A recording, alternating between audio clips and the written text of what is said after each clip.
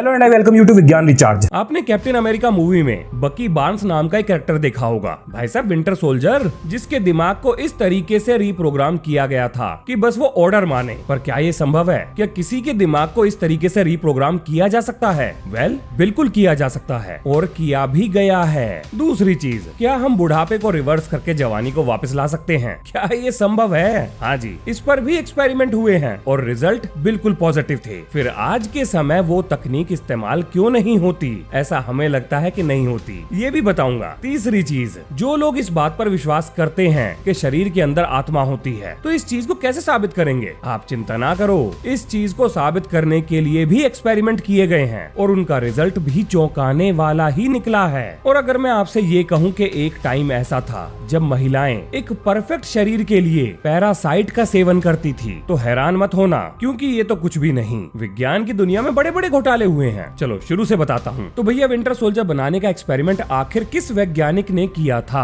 तो जी, इनका नाम था स्टैनली मिलग्रम। कौन थे ये भाई साहब? ये जनाब 15 अगस्त 1933 को न्यूयॉर्क शहर में पैदा हुए। जूइश फैमिली से आते थे और इनके परिवार वाले हिटलर की यातनाओं से डर के भागकर अमेरिका आ जाते हैं। किस चीज के डॉक्टर थे ये भाई साहब? नाक कान गले से लेकर गिलीली छू तक। नहीं, मजाक कर रहा हूँ। आप इन्हें साइकोलॉजिस्ट या साइकेट्रिस्ट दोनों में से कुछ भी कह सकते हो। वैसे डिग्री इनके पास साइकोलॉजिस्ट की थी। कहाँ से पढ़ाई करी थी इन्होंने? हार्वर्ड यूनिवर्सिटी और येल यूनिवर्सिटी से ये पास आउट थे। किस चीज पर एक्सपेरिमेंट कर रहे थे? तो इनके एक्सपेरिमेंट का टॉपिक था ओबीडियंस एक्सपेरिमेंट। मतलब क्या हुआ इस बात का? मतलब भाई साहब ये है कि क्या किसी इंसान को उसकी मर्जी के खिलाफ उसे बिना पता लगे ऑर्डर मानने के लिए मजबूर किया जा सकता है? क्या इतना मजबूर किया जा सकता है कि वो किसी की हत्या कर दे? तो इन्होंने अपने एक्सपेरिमेंट शुरू कब किए? तो वो साल था जी 1960। नहीं, मतलब इन्होंने लोगों से क्या कहा कि भैया आओ और हम आपको लोगों की हत्या करना सिखाएंगे। सुनकर तो ना लगता कि ऐसे लोग आएंगे। अरे नहीं महाराज, देखो, इन्होंने पेपर में दिया एक ऐड और ये कहा कि भैया हम एक सोशल एक्सपेरिमेंट करने जा रहे हैं और जो भी उसमें पार्टिसिपेट करेगा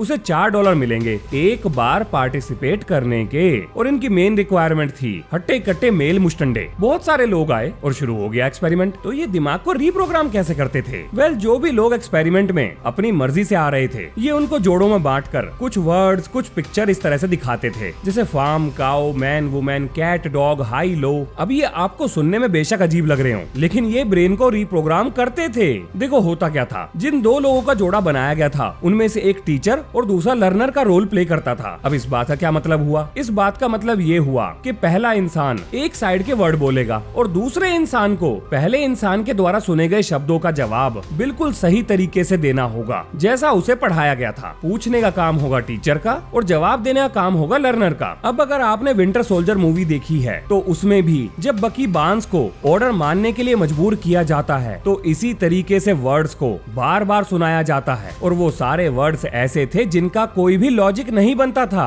अब आप पूछोगे मेरे से सवाल कि भैया इस सवाल जवाब के सिलसिले में अगर गलत जवाब दे दिया तो तब क्या होगा? हाँ, ये थोड़ा डिफिकल्ट पार्ट है भाई, क्योंकि तब जो होगा यही वो चीज है जो दिमाग को रीप्रोग्राम करेगी।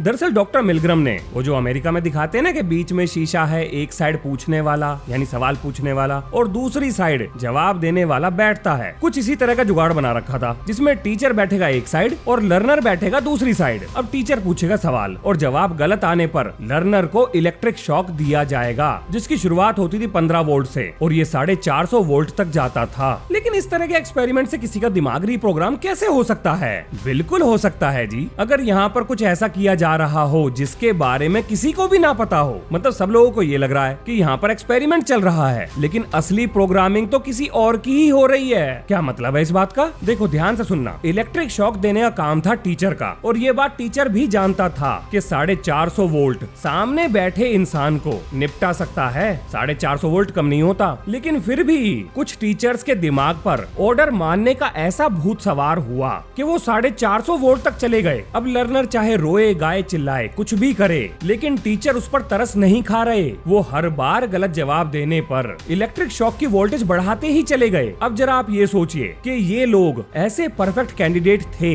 जो ऑर्डर के चक्कर में किसी की भी जान ले सकते थे। यानी इनका दिमाग इस तरीके से रीप्रोग्राम किया जा सकता था कि जी हम किसी की हत्या नहीं कर रहे, हम तो बस ऑर्डर मान रहे हैं। अब ये तो बिल्कुल शुरुआती स्टेज थी एक्सपेरिमेंट की। इसके बाद इस एक्सपेरिमेंट को किस लेवल तक किया गया वो जानकारी पब्लिक डोमेन में नहीं है। बाकी अगर आप स्टैनली मिलग्रम के बारे में सर्च करोगे तो आपको इनके ऊपर किताबें, यूट्यूब वीडियो पे लेक्चर और थोड़ा बहुत डॉक्यूमेंट डॉक्यूमेंट जो कि FBI के नाक के नीचे से निकाल लिया गया है वो मिल जाएगा। बाकी सारी चीजों को स्टेट सीक्रेट के नाम पर क्लासिफाई कर दिया गया है। ये स्टेट सीक्रेट क्या होता है भैया? किसी देश के ऐसे राज जो वो दूसरों से शेयर नहीं करना चाहता उन्हें स्टेट सीक्रेट कहते हैं। अब इस एक्सपेरिमेंट से जुड़ी हुई एक और मजे की जानकारी सुनो। ये जो टीचर था इसको ऐसा लग रहा था कि ये लर्नर को शॉक दे रहा है, जबकि ऐसा कुछ भी नहीं था। शीशे के दूसरी साइड जिसे लर्नर बताकर बैठाया गया था वो तो एक एक्टर था। हाँ जी, और इस एक्सपेरिमेंट का रिजल्ट ये निकला, ऐसे लोगों को तैयार किया जा सकता है जो आंख बंद करके सरकार के ऑर्डर मानेंगे। बाकी इसके बाद की जानकारी तो है ही नहीं कि आगे क्या किया गया। जो सरकार ने ऑफिशियल स्टेटमेंट दी है वो ये कि भैया हमको ये एक्सपेरिमेंट बढ़िया नहीं लगे तो हमने इसकी फंडिंग रोक दी और इन्हें बंद कर दिया, जिस पर अपने को बिल्कुल भी विश्वास नहीं है। अब चलते हैं दूसरे एक्सपेरिमेंट पर, यानी जवानी वापस लाने वाले पर। किसने की ये जवानी दीवानी के एक्सपेरिमेंट? तो जी इनका नाम था सर्ज वॉर्नोफ। कहाँ के रहने वाले थे? रशिया में पैदा हुए, वो फ्रांस चले गए, वहाँ के नागरिक बन गए और पेशे से थे ये सर्जन। बोले तो शरीर में चीड़फाड़ करने वाले मिस्त्री। अगर कोई डॉक्टर इस वीडियो को देख रहा है तो भाई साहब बुरा मत मानना, लोग तो इंजीनियर्स को भी मिस्त्री कहते हैं। आपके लिए अपन के दिल में फुल इज्जत है। तो जी कहाँ से आया इनके दिमाग में जवानी को वापस लाने का विचार? एक दूसरे फ्रेंच डॉक्टर से जिनका नाम था एलेक्सी कारेल, जिन्हें 1912 का साइकोलॉजी और मेडिसिन का नोबेल प्राइज भी मिला था। ऐसा क्या किया था इन्होंने? भाई साहब एक काम किया हो तो गिनवाऊं, लिस्ट बहुत लंबी है लेकिन एक दो गिनवा देता हूँ। कटी हुई नसों को जोड़ने की जो तकनीक इस्तेमाल की जाती है वो इन्होंने ही खोजी थी। खराब हो चुके शरीर के उर्जे पुर्जे, बोले तो ऑर्गन ट्रांसप्लांट, ये उसके फाउंडिंग फादर्स में से एक हैं। तो डॉक्टर सर्ज को प्रेरणा कैसे मिली? जवानी वाली प्रेरणा। दरअसल डॉक्टर सर्ज ऑर्गन ट्रांसप्लांट के दौरान इनके असिस्टेंट रह चुके थे, तो उन्होंने सर्जरी में होने वाली कलाकारियां इन्हीं से सीखी थी। लेकिन डॉक्टर सर्ज का दिमाग कहीं और ही चल रहा था। वो ये सोच रहे थे कि अगर हम शरीर के खराब ऊर्जे पुर्जों को बदल सकते हैं तो क्या हो अगर हम शरीर के ऐसे अंगों को बदल दें जो मर्दानी ताकत, स्टेमिना और जवानी को वापस लाने में मददगार हो। समझ रहे हो ना मैं किधर इशारा कर रहा हूँ? हाँ समझ गए ना? नहीं समझे? अब इससे ज्यादा खुल के क्या कहूँ, नाम लेना पड़ेगा। ओके चलो नाम भी ले लेते हैं भाई साहब, गोटे। माफ करना ये क्या कह रहा हूँ, टेस्टिकल्स। इन्हें ये लगा कि अगर किसी बूढ़े आदमी के टेस्टिकल्स को निकाल कर उसकी जगह पर जवान आदमी के टेस्टिकल लगा दिए जाएं, तो वो टेस्टिकल्स टेस्टोस्टेरोन नाम का हार्मोन पहले से ज्यादा प्रोड्यूस करेंगे, जिससे जवानी वापस आ जाएगी। अब इन्हें तो इस बात पर पूरा विश्वास था, लेकिन बाकी लोगों को फुल डाउट था। अब मेन ऑपरेशन को अंजाम देने से पहले इन्हें करनी थी अपने हाथ की सफाई, तो इन्होंने अपना एक्सपेरिमेंट बंदरों पर कर दिया। बूढ़े बंदर के टेस्टिकल निकाले और जवान बंदर के टेस्टिकल उसके अंदर डाल दिए। क्या कोई फर्क नजर आया? कुछ खास तो नहीं, पर नेगेटिव रिजल्ट भी नहीं थे। अब इसके बाद चाहिए था इन्हें एक ह्यूमन सब्जेक्ट, तो इन्हें खबर पता लगी कि भैया कोर्ट ने किसी को मौत की सजा सुनाई है, जवान आदमी है। जैसे ही सरकार ने उसे टांगा, ये उसकी बॉडी को लेकर आ गए, उसके टेस्टिकल निकाल लिए और अपने भाई जो कि काफी बूढ़े थे उनके अंदर उसके टेस्टिकल डाल दिए। और भाई साहब कमाल ही हो गया, चाल ढाल और ऊपर से नीचे के हाल सब कुछ बदल गए। आदमी जवान होने लगा। अब इस एक्सपेरिमेंट का रिजल्ट देखकर अमीरों ने, मतलब ऐसे अमीर जो बुढ़े हो चुके थे, जबरदस्त पैसा इन्वेस्ट करा। लेकिन टेस्टिकल की सप्लाई कहाँ से लाएं? रोज रोज तो जवान आदमी नहीं टांगे जाते, ये थी समस्या भारी। तो इनके दिमाग में विचार आया क्रांतिकारी। इन्होंने एक बड़ा सा फार्म लिया और उसके अंदर बंदरों को भर मारा। अब क्योंकि हमारा शरीर लगभग मिलता जुलता है, तो तगड़े तगड़े हट्टे कट्टे बंदरों के टेस्टिकल निकाल कर ये उन बूढ़े व्यापारियों में डालने लगे। लेकिन जल्दी ही लोगों का भूत उतर गया, क्योंकि कोई खास फर्क नहीं पड़ रहा था। ये तो प्लेसिबो इफेक्ट था। अब ये क्या चीज है? यानी शरीर दिमाग में आए हुए विचारों के हिसाब से अपने आप को ढालता है। यानी जिन बूढ़े लोगों के टेस्टिकल बदले गए थे, उन्हें ऐसा लग रहा था कि अब वो जवान हो रहे हैं और वो उसी तरह से व्यवहार कर रहे थे। अब उनका ये व्यवहार देखकर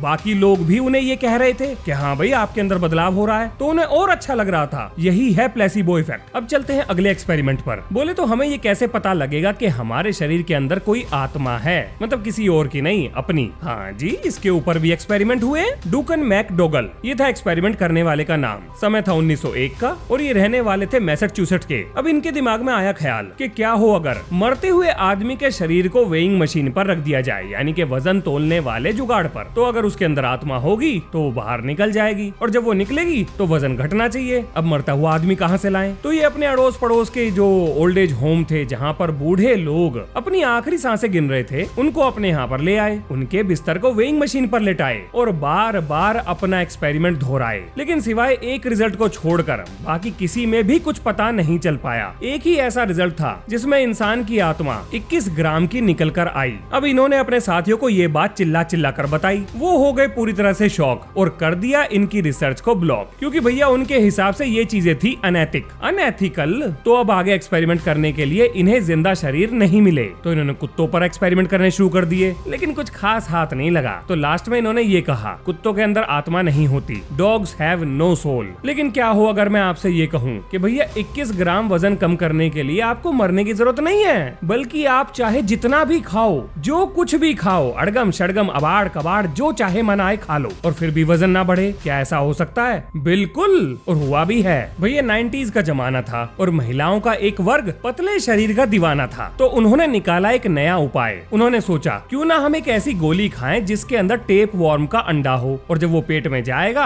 अपना काम दिखाएगा, टेप वॉर्म बाहर निकलेगा तो वो जो कुछ भी खाएंगी उसमें से बहुत सारा न्यूट्रिशन टेप वॉर्म खा लेगा, और इस तरीके से उल्टा सीधा खाने के बाद भी उनका वजन नहीं बढ़ेगा। बात में बिल्कुल दम था और इसने काम भी किया। लेकिन आ गई एक नई समस्या। जैसे ही लोगों का वजन टारगेट वेट पर पहुंचा, टेप वॉर्म को कैसे बाहर निकालोगे? वो भूखा थोड़ी रहेगा। तो इसका भी इलाज निकाला। उन्होंने थोड़ा सा खाना एक कैप्सूल के अंदर डाला और पेशेंट से ये कहा कि भैया 3-4 दिन कुछ मत खाना, अब टेप वॉर्म हो जाएगा भूखा। और जैसे ही ये कैप्सूल पेट के अंदर जाएगा, टेप वॉर्म इसका पीछा करता हुआ पोटी के रास्ते से बाहर निकल जाएगा। ये था प्लान, जो कि नहीं चढ़ा परवान, फेल हो गया। फिर मार्केट में आए एंटी पैरासिटिक, जिन्हें खिलाकर इस टेप वॉर्म से छुटकारा दिलाया गया। इतिहास में बड़े उल्टे सीधे काम हुए हैं। शरीर को सुंदर दिखाने की चाहत, शरीर को ताकतवर दिखाने की चाहत, यानी एक तरीके से अगर कहें तो सुपर ह्यूमन बनने की जो चाहत लोगों के दिमाग में है, इसने बड़े उल्टे सीधे काम कराए हैं। और ये तो थी बस झांकी, इतिहास में ऐसी बहुत सारी कहानियां हैं बाकी। उम्मीद करता हूँ आपको इस वीडियो से कुछ नया पता जरूर लगा होगा। मिलते हैं नेक्स्ट वीडियो में। जय हिंद, जय भारत।